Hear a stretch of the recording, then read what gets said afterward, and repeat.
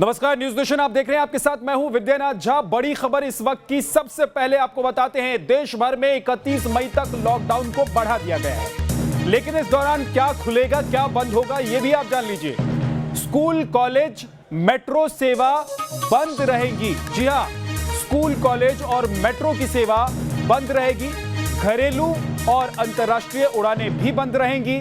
धार्मिक स्थल बंद रहेंगे। बिना दर्शक स्पोर्ट्स कॉम्प्लेक्स खुलेंगे, यानी कि भीड़ ना हो तो फिर स्पोर्ट्स कॉम्प्लेक्स को खोला जा सकेगा। लेकिन हवाई सेवाएं बंद रहेंगी, चाहे वो घरेलू उड़ानें हो, चाहे वो अंतर्राष्ट्रीय उड़ानें हो, इनको बंद रखा जाएगा। धार्मिक स्थल को भी बंद रखने का फैसला किया गया है लॉकडाउन 4.0 में। इसके अलावा आपको बता दें कि स्कूल, कॉलेज भी बंद रहेंगे। तो 31 मई तक लॉकडाउन 4.0 के दौरान स्कूल, कॉलेज, मेट्रो सेवा बंद रहेंगे और इसके अलावा हवाई उड़ानें भी, अंतर्राष्ट्रीय या फिर घरेलू, दोनों तरह की उड़ानें बंद रहेंगी। यह जानकारी सरकार की तरफ से दी गई है लॉकडाउन 4 को लेकर। तो देखिए, कोरोना को लेकर यह बड़ी खबर है जिसमें जानकारी दी गई है कि कॉम्प्लेक्स खुलेंगे। जो स्पोर्ट्स कॉम्प्लेक्स हैं वो खोले जा सकते हैं, लेकिन वहां पर भीड़ नहीं होनी चाहिए। मॉल बंद रहेंगे, लेकिन इसके अलावा केंद्र सरकार के सभी दफ्तर खुल सकते हैं। केंद्र सरकार के जो ऑफिसेज हैं वो खुल सकते हैं। ये जानकारी दी गई है। रेस्टोरेंट से होम डिलीवरी जारी रहेगी, यानी कि रेस्टोरेंट पर आप ऑर्डर कर सकते हैं, वहां से खाना मंगवा सकते हैं, लेकिन वहां जाकर आप खाना खा नहीं सकते। रेड, ग्रीन और ऑरेंज जोन का फैसला रहेगा और इस दौरान उन इलाकों में, चाहे वो रेड जोन हो या ऑरेंज जोन हो या ग्रीन जोन हो, वहां पर किस तरीके से क्या करना है, क्या नहीं करना है, वो प्रशासनिक फैसला होगा। ये तमाम जानकारी अभी दी गई है। मधुरेंद्र हमारे साथ जुड़ गए। मधुरेंद्र, जरा एक एक लाइन करके बताइए कि लॉकडाउन 4.0 के लिए क्या कुछ दिशा निर्देश हैं, क्या नियम कानून है? देखिए, सबसे पहले हम उन बातों पर गौर करते हैं जो प्रोहिबिटेड रहेगा, यानी जिसको खोलने का कोई प्लान सरकार को नहीं है। उसके एक्सेप्शंस पे बाद में बात करेंगे। उसके मद्देनज़र मैं आपको बताऊं, मेट्रो सर्विसेज बंद रहेंगे। साथ ही अगर हम डोमेस्टिक या इंटरनेशनल फ़्लाइट्स की बात करें तो वो कार्गो के लिए तो चलेंगी, मेडिकल सर्विसेज के लिए तो चलेंगी और आवश्यक चीज़ों के लिए तो सरकार चलाएगी, लेकिन जनरल पैसेंजर के लिए उसे बंद रखा जाएगा। साथ ही उसके बाद अगर बात हम करें तो cinema hall, shopping mall, gym, swimming pool, entertainment park, theatre, bar, auditorium, assembly hall और इस तरह की जो भी चीज़ें हैं उसमें स्कूल, कॉलेज और साथ ही उन तमाम जगहों को शामिल किया गया है जहां पर भीड़ होती है, गैदरिंग होती है, सोशल डिस्टेंसिंग का ख्याल नहीं रखा जा सकता है या सोशल डिस्टेंसिंग को मेंटेन नहीं किया जा सकता है, वो सब लॉकडाउन 4 में भी बंद रहेगा। साथ ही हम बताएं आपको कि सोशल, पॉलिटिकल और साथ ही जो एंटरटेनमेंट या एकेडमिक चीज़ें हैं, जहाँ कहीं भी लोगों का इकट्ठा होना है खासतौर पर, वो चीज़ें बंद रहेंगी। साथ ही धार्मिक जो स्थल हैं उनको भी सरकार ने खोलने की इजाज़त नहीं दी है, चाहे वो मंदिर हो, मस्जिद हो, गुरुद्वारा हो या फिर कोई और स्थान हो। उसके बाद हम बात करते हैं उन बातों हम खास तौर पे लॉकडाउन 4.0 में ढील देने की कि सरकार किन चीज़ों को इसमें ढील दे रही है और आम लोगों को कहाँ सहूलियत भरा कदम दिखाई दे रहा है। उसके मद्देनज़र अगर हम देखें तो खास तौर पे इंटर स्टेट जो मूवमेंट है उसको सरकार ने इजाज़त दिया है, लेकिन ये म्यूचुअल कंसेंट से ही होगा, यानी दोनों राज्यों के कंसेंट के जरिए ही। म्यूचुअल कंसेंट के बिना इंटर स्टेट मूवमेंट भी नहीं हो सकता। साथ ही इंट्रा स्टेट मूवमेंट की भी बात कही गई है, जिसमें व्हीकल्स हैं, बसेज हैं और ख़ास तौर पर निजी गाड़ियाँ हैं, वो भी चल सकेंगी, लेकिन उसके लिए राज्यों को डिसाइड करना पड़ेगा। इसका अधिकार भी राज्यों को दिया गया है। साथ ही स्टैंडर्ड ऑपरेशन प्रोसीजर्स जो बनाएगा, एसओपी जिसे हम कहते हैं, उसमें यह साफ तौर पे है कि कोई भी मूवमेंट अगर किसी व्यक्ति का होता है तो उसके लिए भी दिशा निर्देश लेना पड़ेगा, यानी आपको पास लेकर ही मूवमेंट करना पड़ेगा। तो ये सारे रेस्ट्रिक्शंस हमने देखा कि अब बहुत ही कड़ाई के साथ लागू किया गया था, लेकिन अब इसको राज्यों के ऊपर छोड़ दिया गया है। जैसा 3.0 में भी हमने देखा कि राज्यों के ऊपर इन चीज़ों को एमएचए ने पास किया था, तो इसको 4.0 में और ज़्यादा पास ऑन कर दिया गया है। साथ ही अगर हम बात करें रेस्टोरेंट की बात करें या इस तरह के ईटरीज़ की बात करें तो उसको खोलने की इजाज़त नहीं दी गई है, लेकिन वो फूड डिलीवरी घर पर दे सकते हैं, इसकी इजाज़त उनको दे दी गई है। उसके अलावा नाइट कर्फ्यू की बात करें, जिसका मेंशन साफ तौर पर पहले भी देखा गया था कि 7 बजे रात से लेकर 7 बजे सुबह तक वो नाइट कर्फ्यू जारी रहेगा, यानी इसमें जो भी ढील की संभावना रहेगी वो दिन के वक्त ही हो सकता है। इसके अलावा अगर हम बात करें प्रोटेक्शन ऑफ वल्नरेबल पर्सन, यानी जो लोग 65 साल से ऊपर के हैं या छोटे बच्चों की बात करें जो 10 साल से नीचे के हैं, वो घर पर ही रहेंगे, उन्हें बाहर निकलने की इजाज़त इस समूचे लॉकडाउन के भीतर भी नहीं रहेगी, क्योंकि ये बताया गया है साफ तौर की कोविड-19 के समूचे ही अगर हम आगोश में आने वाले मरीजों की बढ़ती संख्या को देखें तो सबसे ज़्यादा वे लोग हाशिए पर होते हैं, वे लोग संक्रमण का शिकार होते हैं जिनके अंदर इम्यूनिटी कम होती है। तो ऐसे में 10 साल से छोटे बच्चे और 65 साल से ऊपर के जो बुजुर्ग हैं उनमें एक तरह से देखा जाता है कि इम्यूनिटी का स्तर काफ़ी कम होता है, तो उनमें चांसेस संक्रमण के होने के ज़्यादा होते हैं, लिहाजा उनको साफ तौर पर कहा गया है कि वो घर के भीतर रहें। और इसी तरह आगे हम अगर बात करें तो अन्य एक्टिविटीज़ की अगर बात करें जिसको एक तरह से परमिसेबल जोन में सरकार लाने की कोशिश कर रही है, उसमें काफ़ी कुछ सुझाव राज्यों के माने गए हैं।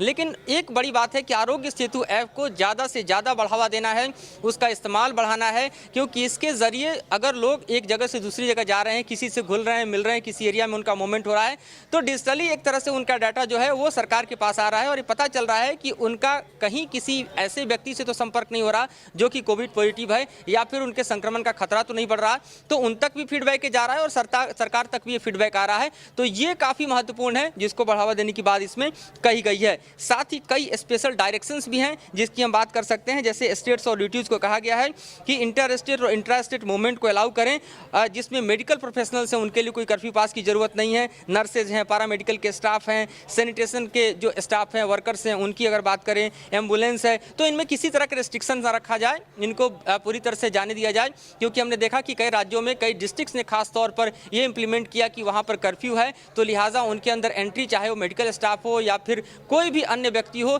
बिना कर्फ्यू पास के नहीं आ सकता। हमने भी देखा था कि नोएडा बॉर्डर में जब एम्स के स्टाफ घुसने की कोशिश कर रहे थे तो उन्हें नहीं घुसने दिया गया था क्योंकि उनके पास कर्फ्यू पासेस नहीं थे। तो उन लोगों के लिए काफ़ी रियायतें इसमें बरती गई है जिससे जो कोरोना वॉरियर्स हैं उनके आवागमन में किसी भी तरह की बाधा न आए। जी हाँ विद्या जी, लेकिन मधुरेंद्र एक चीज और बताइए, कहा यह जा रहा था कि लॉकडाउन 4 में बहुत सारी चीजें अलग होंगी, रूप रंग इसके बदल जाएंगे। अभी हम देख रहे हैं कि जो आम कर्मचारी हैं जो प्राइवेट ऑफिसेज में काम करते हैं वो अपने दफ्तर तक या तो पहुंच नहीं पा रहे हैं या फिर उनके दफ्तर को बंद रखने का ही फैसला किया गया था। वो दफ्तर तक पहुंचे उसके लिए ट्रांसपोर्टेशन की व्यवस्था नहीं होती है, तो ऐसे लोगों के लिए भी कुछ राहत है इसमें क्या लॉकडाउन 4 में? देखिए ये राज्यों पर छोड़ दिया गया है। खासतौर पे देखा गया है कि जो भी ऑफिसेज ऑपरेट हो रहे हैं उन ऑफिसेज के लिए जाने के लिए जो व्यवस्था की जा रही है वो ऑफिस की ही गाड़ियों से हो रही है और उसका एक तरह से जो अलाउ करने का प्रोसीजर है वो लोकल एडमिनिस्ट्रेशन को छोड़ा गया है। तो उसमें मैं देख पा रहा हूँ जो SOP है उसमें इस बात की इजाज़त तो दी गई है कि मूवमेंट खासतौर पर हो, लेकिन उस मूवमेंट में मेट्रो जैसे सर्विसेज को शामिल नहीं किया गया है। ट्रेन जो स्पेशल चल रहे हैं वो तो चल रहे हैं, लेकिन उसके अलावा अगर हम इधर बात करें तो लोकल ट्रेन को इजाज़त नहीं दी गई है या जो सामान्य ट्रेनें हैं उसकी भी इजाज़त इसमें नहीं दी गई हैं। तो इन प्रावधानों के अंतर्गत अगर हम बात करें तो वहाँ मुश्किलें दिखाई दे रही हैं। साथ ही देखिए नेशनल डिजास्टर जो समूचा कानून एक तरह से लगाया गया है उसमें जो प्रावधान पहले काफ़ी स्ट्रिक्ट थे वो इस वक्त भी दिखाई दे रहे हैं। जैसे फेस कवर करना कंपल्सरी है, ऑल पब्लिक प्लेसेस पर और घर से बाहर आप निकलते हैं तो आपको मास्क लगाना होगा, ये कंपल्सरी कर दिया गया है। साथ ही पब्लिक प्लेसेस पर अगर आप थूकते हैं तो आपके ऊपर जुर्माना लगाया जाएगा, ये एक पेनेबल ऑफेंस के तौर पर देखा जा रहा है। साथ ही सोशल डिस्टेंसिंग जो है उसको आपको फॉलो करना होगा, चाहे आप पब्लिक प्लेस पर हो या ट्रांसपोर्ट किसी भी तरह का यूज़ कर रहे हैं। तो जाहिर तौर पर अगर आप पब्लिक व्हीकल्स भी यूज़ कर रहे हैं यानी या फिर अपनी गाड़ियों का इस्तेमाल कर रहे हैं कहीं भी, तो भी आपको सोशल डिस्टेंसिंग मेंटेन करना होगा। जैसे कि एक ड्राइवर है तो दो व्यक्ति उस गाड़ी में बैठ सकता है, उसको भी प्रावधान में शामिल किया गया है। साथ ये बताया गया है कि अगर कोई फ्यूनरल है या लास्ट राइट्स है तो उसमें 20 लोगों की ही गैदरिंग मैक्सिमम हो सकती है, ये पहले के प्रावधान में भी शामिल था। और साथ ही मैरिज में अगर किसी भी तरह का फंक्शन है, मैरिज फंक्शन है, तो उसमें 50 लोग शामिल हो सकते हैं। तो ये जो लॉकडाउन 3 में था उसी को लॉकडाउन 4 में भी रिपीट किया गया है। उसके अलावा कंजम्पशन जो है खासतौर पर लीकर का, पान गुटखा का, तंबाकू का, वो पब्लिक प्लेस पर अलाउ नहीं होगा। तो इसको भी लॉकडाउन 4 में रिपीट करने की बात कही गई है। इसको भी हमने देखा था कि लॉकडाउन 3 में इसको इंप्लीमेंट किया गया था, तो वो भी जारी रहेगा, उसमें किसी भी तरह की ढील नहीं दी जाएगी। अब आपने वर्क प्लेसेस की बात की और खासतौर पर जो इकोनॉमिक कंडीशंस को देखते हुए सरकार ने फैक्ट्री चलाने की इजाज़त दी है या फिर दफ्तरों को चलाने की इजाज़त दी गई है, उसके लिए एक अलग पैरा बनाया गया है और उसमें साफ तौर पर कहा गया है कि जितने काम घर से हो सकते हैं, वर्क फ्रॉम होम है, उसको वर्क फ्रॉम होम से ही लिया जाए, उसकी इजाज़त जो है वर्क फ्रॉम होम को दी जाए। साथ ही उसके बाद ये कहा गया है कि जो लोग और जो बिजनेसेस जो हैं वो खास तौर पे नहीं हो सकते वर्क फ्रॉम होम से, चाहे वो मार्केट की बात हो, चाहे वो इंडस्ट्रियल या कमर्शियल एस्टेब्लिशमेंट की बात को, तो उसमें प्रोविज़न किया गया है कि थर्मल स्कैनिंग जो भी वर्कर्स हैं या अधिकारी हो या कर्मचारी हो उसका मैंडेटरी हो, ज़रूरी हो।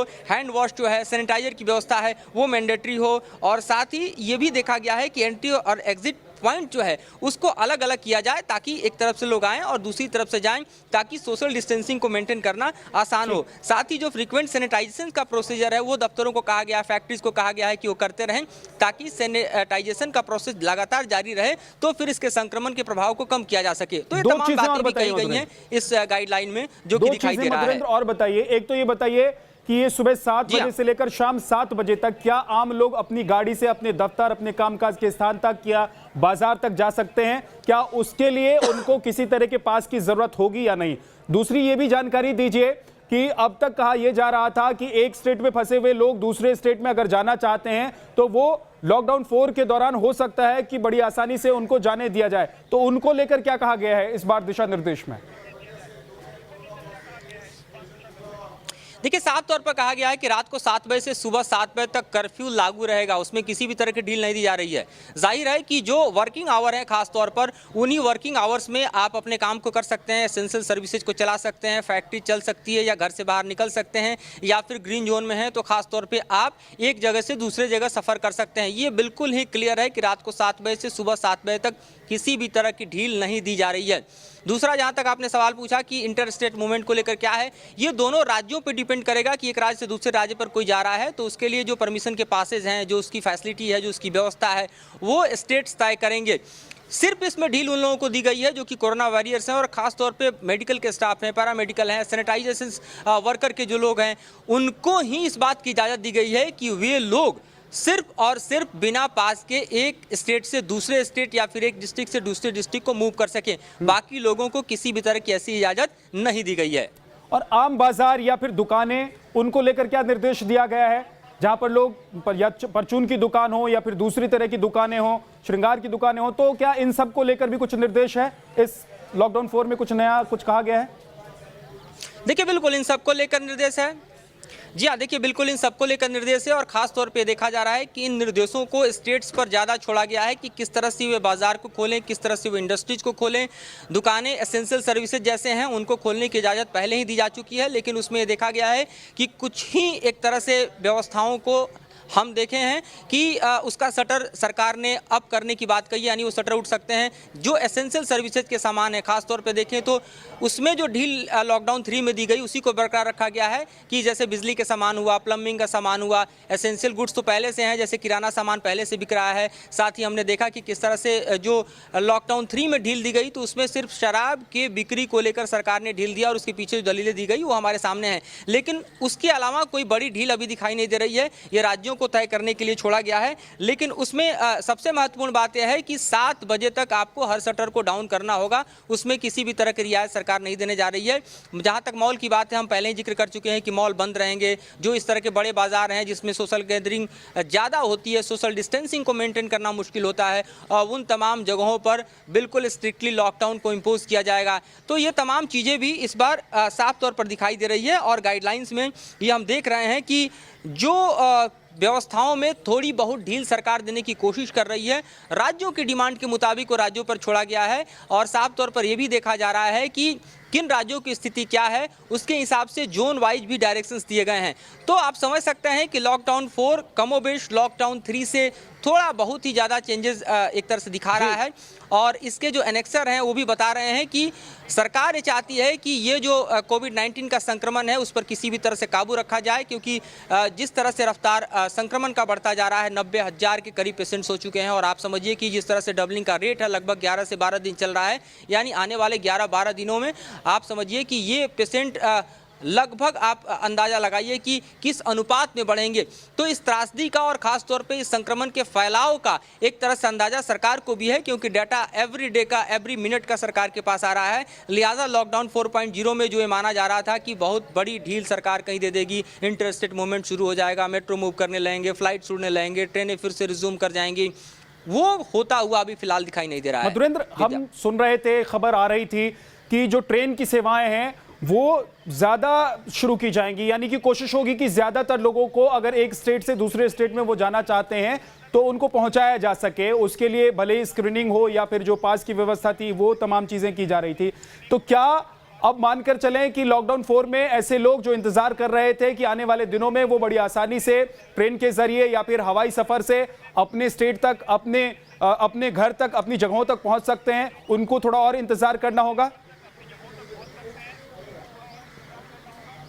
बिल्कुल इंतजार करना होगा। अभी भी ये स्पेशल ट्रेन की ही व्यवस्था रहेगी। जो गाइडलाइंस मैं देख रहा हूँ, पढ़ पा रहा हूँ और उसको डिकोड करने की कोशिश कर रहा हूँ, उसमें यह साफ तौर पर देखा जा रहा है कि स्पेशल ट्रेन के अलावा कोई बड़ी राहत खास तौर पर रेलवे सर्विसेज के दरमियान नहीं मिलने जा रही है। हमने देखा है कि 15 स्पेशल ट्रेन को सरकार ने चलाया है। खास तौर पर उसकी संख्या में बढ़ोतरी को लेकर जो निर्णय है, वो निर्णय अभी किस तरह से होगा उससे पर्दा उठना भी बाकी है। लेकिन जो सामान्य रेल सेवा है उसको बहाल करने को लेकर साफ तौर पर एक देखा जा रहा है कि कोई भी दिशा निर्देश नहीं दिए गए हैं। वहीं स्थिति डोमेस्टिक फ्लाइट्स की है, जिसको माना जा रहा था कि डोमेस्टिक फ्लाइट्स को कहीं सरकार ओपन कर दे और उसमें माना जा रहा था कि सोशल डिस्टेंसिंग के नॉर्म्स के मुताबिक लोग एक राज्य से दूसरे राज्य जा सकें। लेकिन अब भी ये नॉर्म्स बता रहे हैं कि एक राज्य से दूसरे राज्य को जाने के लिए अगर आप अपने गाड़ी से भी मूव कर रहे हैं तो आपको दोनों राज्यों के बीच की सहमति, यानी निश्चित तौर पे आपको पासेज लेने होंगे, कर्फ्यू पासेज आपके पास चाहिए होंगे, मूवमेंट पासेज चाहिए होंगे। उसके बिना आप एक स्टेट से दूसरे स्टेट नहीं जा सकते हैं। ये लॉकडाउन 4.0 में भी साफ तौर पर दिखाई दे रहा है। जी मधुरेंद्र,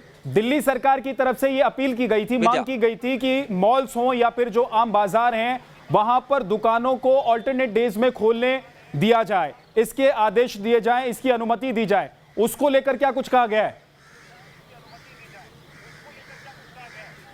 देखिए, उसको लेकर हम देखें तो इसमें कोई ऐसी बात दिखाई नहीं दे रही है जिसमें ऑड और इवन का फॉर्मूला मार्केट्स में लागू कर दिया जाए, ऑड और इवन के नंबर के मुताबिक दुकानों को खोल दिया जाए, क्योंकि इसमें बड़ी पेचीदगियां हैं। जैसे दिल्ली के बड़े बाज़ारों की अगर हम बात करें, पुराने बाज़ारों की बात करें, जैसे चांदनी चौक हुआ, खासतौर पर सदर का मार्केट हुआ, या इस तरह के जो पुराने बाज़ार हैं जो कि न सिर्फ दिल्ली बल्कि देश भर के ग्राहकों को अपनी तरफ आकर्षित करते हैं, वहाँ एक एक बिल्डिंग में 10-10 दुकानें हैं। वहाँ पर आप ऑड इवन को कैसे कर सकते हैं? तो ये संभावनाएं अपने आप में ही प्रश्नवाचक चिन्ह लगा रही थी। ये संभव था मॉल्स में, खास तौर पे कि आप मॉल में ऑड इवन को लागू कर दें, जिससे कम दुकानें एक बार खुलें और डे और इवन डे में दुकानों को अलग अलग बांटा जा सके। लेकिन परिस्थितियां इस तरह से बनती दिखाई नहीं दे रही हैं, क्योंकि जो संक्रमण का रेट है, खास तौर पे अगर हम बात करें डबलिंग की या बात R0 की करें, तो वो साफ तौर पर इस बात को इंगित कर रहा है कि अभी और सतर्क रहने की ज़रूरत है और सचेत रहने की ज़रूरत है। इस बीमारी के साथ अभी आप और ज़्यादा खुलकर सामने नहीं आ सकते, यानी अपने आप को जितना कम एक्सपोज कर रखेंगे उतना ही आपके बचने की संभावना ज़्यादा होगी, इस संक्रमण के चपेट में आने की संभावनाएं उतनी ही कम होंगी। तो इस बात को सरकार ने ध्यान रखा है और साफ तौर पर दिखाई दे रहा है लॉकडाउन 4.0 में कि सरकार चाहती है कि दरअसल तमाम स्ट्रिक्टनेस के साथ इस बीमारी को भी डील किया जाए और ढील उतनी ही दी जाए ताकि जो व्यावसायिक गतिविधियां हैं, जो आर्थिक स्थितियों को एक तरह से रास्ता मिल सके, वहीं सिर्फ और सिर्फ बैरिकेड हटाए जाएं। तो इन्हीं के बीच का तालमेल समूचा है लॉकडाउन 4.0 में दिखाई दे रहा है। एक तालमेल और एक सामंजस्य बनाने की कोशिश की गई है कि किस तरह से एक तरफ संक्रमण से बचा जाए और दूसरी तरफ किस तरह से जिंदगी पटरी पर लौटे, दोनों के बीच एक रास्ता कम से कम बन सके ताकि जिंदगी चलती रहे। रेड, ऑरेंज और ग्रीन जोन को लेकर क्या निर्देश हैं? देखिए, रेड जोन और ग्रीन और ऑरेंज जोन की बात करें और साथ ही कंटेनमेंट की बात करें, ये बहुत ही महत्वपूर्ण है, खास तौर पे क्योंकि इसमें ये गाइडलाइन साफ तौर पे क्लियर करता है कि ये बने रहेंगे। इसको लेकर कई बातें हो रही थी कि red zone, green zone, orange zone और ख़ास तौर पे जो कंटेनमेंट एरिया है, इन एरियाज़ को डील कैसे किया जाए, क्योंकि हमने देखा कि कई राज्यों ने आरोप लगाया कि जो ग्रीन जोन है उसको रेड जोन माना जा रहा है, जो रेड जोन है उसको ऑरेंज जोन की संज्ञा दी जा रही है। ये बड़ा ही आर्बिट्रेरी है और इस पर राजनीति भी काफ़ी कुछ हुई।